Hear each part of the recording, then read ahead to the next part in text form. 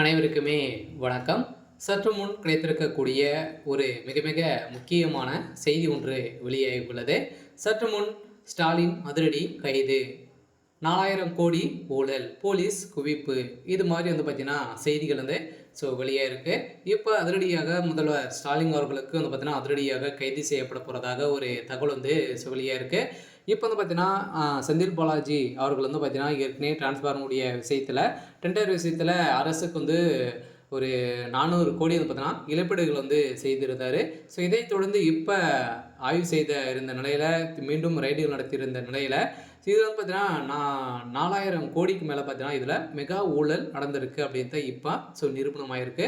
So இந்த நிலையில் தான் இப்போ அதிரடியாக முதல்வர் ஸ்டாலின் அவர்களுக்கு தான் இந்த பணங்கள் அனைத்துமே சென்றிருக்கு அப்படின்ற மாதிரி செந்தில் பாலாஜி அவர்களும் வாக்குமூலம் கொடுத்துருக்காரு. ஸோ இந்த வாக்குமூலத்தின் அடிப்படையில் தான் முதல்வர் ஸ்டாலின் அவர்கள் கைது செய்யப்பட போகிறாரு அப்படின்ற மாதிரி சற்று முன் பார்த்தீங்கன்னா தகவல் வெளியாகி வருது. ஸோ இந்த நிலையில் சென்னையில் போலீஸ் குவிக்கப்பட்டிருக்கு. ஸோ இதை பற்றி இந்த வீடியோவில் நம்ம முழுமையாக பார்க்கலாம். ஸோ அதுக்கு முன்னாடி நம்ம சேனலுக்கு இப்போ தான் நீங்கள் முதல் முறையாக வந்திருக்கீங்க அப்படின்னா மறக்காமல் நம்மளுடைய சேனலை சப்ஸ்கிரைப் பண்ணி சப்போர்ட் பண்ணுங்கள். ஸோ வாங்க வீடியோக்குள்ளே போகலாம். ஸோ அதை பார்த்தீங்கன்னா முதல்வர் ஸ்டாலின் அவர்கள் ஏற்கனவே தெரியும் திமுகவுக்கு ஒரு மிகப்பெரிய பிரச்சனையாகவே இருக்கு இல்லையா. செந்தில் பாலாஜியுடைய விஷயத்திலும் சரி, ஸோ திமுக சேர்ந்த அமைச்சர்கள் சரி, ஸோ அனைவருமே பார்த்தீங்கன்னா ஒரு மிகப்பெரிய ஊழல்வாதி அரசியலாக தான் பார்த்தீங்கன்னா திமுகவுடைய ஆட்சி இருக்குது.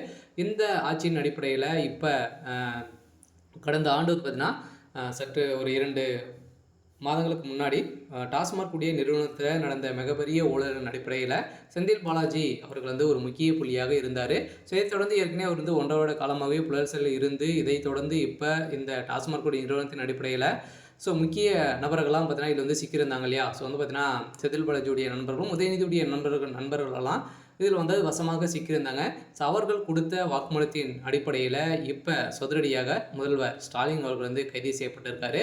இதில் பார்த்தீங்கன்னா 4000 கோடிக்கு மேலே மெகா ஊழல் நடந்திருக்கு அப்படின்றத இப்போ பார்த்தீங்கன்னா நிரூபணமாயிருக்கு.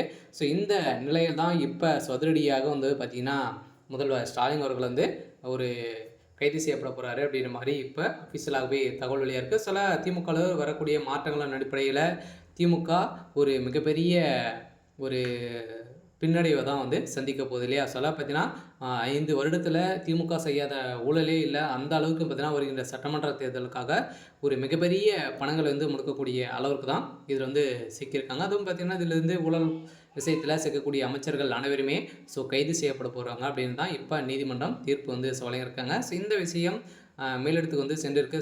டெல்லியிலேருந்து பார்த்தீங்கன்னா ஒரு சில லெட்டர்கள்லாம் வந்திருக்கு அப்படின்ற மாதிரி தகவல் வெளியே இருக்குது. சரி, ஓகே. ஸோ இன்னைக்கான அப்டேட் இதுதான். ஸோ மறக்காமல் நம்மளுடைய சேனலை சப்ஸ்கிரைப் பண்ணி சப்போர்ட் பண்ணுங்கள். தேங்க்யூ.